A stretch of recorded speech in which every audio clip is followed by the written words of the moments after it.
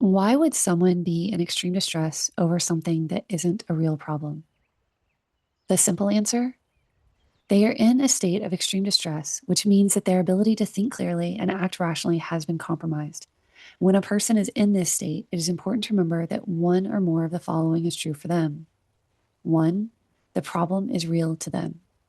Two, they may not feel comfortable talking about deeper issues. Three, they might not know what is actually causing their distress. Regardless, it is important to remember that even if their problem appears to be insignificant, their distress is not. A deeper understanding.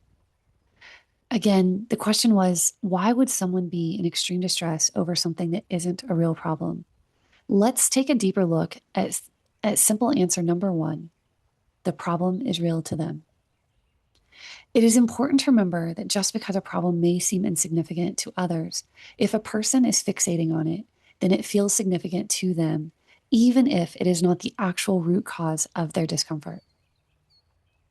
Now, let's take a deeper look at simple answer number two. They may not feel comfortable talking about deeper issues. It's good to keep in mind that whether a person is in a distressed state or not, they may not feel comfortable talking about deeper issues because of one or more of the following. They may be private and prefer not to share with others. They may not know how to articulate what they're experiencing. They may fear that they will be dismissed, judged, or shamed. They do not want to be a burden on others. They do not want to scare others. They may fear being told that they are too much.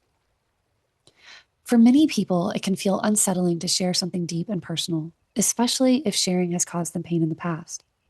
To share something of significance, it often requires a level of trust and confidence in the person being shared with. Trust that the person sharing will be treated with respect, and confidence that what is being shared will be received with kindness, understanding, and compassion.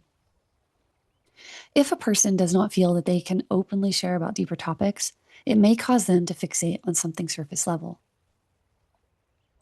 And finally, let's take a deeper look at simple answer number three. They might not know what is actually causing their distress. It is not uncommon for people to experience a distressed state and not actually know what is causing it, meaning sometimes we just don't know why we're feeling what we're feeling. For many people, this can feel very unsettling, which can further intensify any negative feelings they may be feeling towards themselves. While trying to identify the cause of their own distress, it may feel as if they are grasping at straws or latching on to something insignificant, when in reality, they are oftentimes trying to make sense of it for themselves as much as justify what they're feeling to others. When a person is in this state, it is common for them to fixate on one or more experiences that have caused them any sort of discomfort, regardless of how uncomfortable it may have actually been.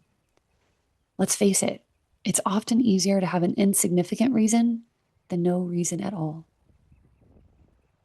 When I think about this question, why would someone be in extreme distress over something that isn't a real problem? I think about the days leading up to my dad's death and the fact that it was a time of celebration. My brother had just graduated from high school, and I was preparing to get married.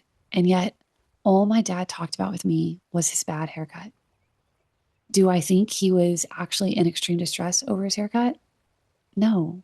But I believe his extreme distress limited his ability to think of anything other than challenges, and he chose to talk about the one that could cause the least amount of discomfort for me. I'll never know for sure, but I think this was because he didn't want to be a burden on me. He didn't want to say anything that might cause me to feel worry, concern, or fear for him. I also think it was easier for him to talk about a bad haircut than try to articulate how much distress he was in and the uncertainty he felt about how to get out of it.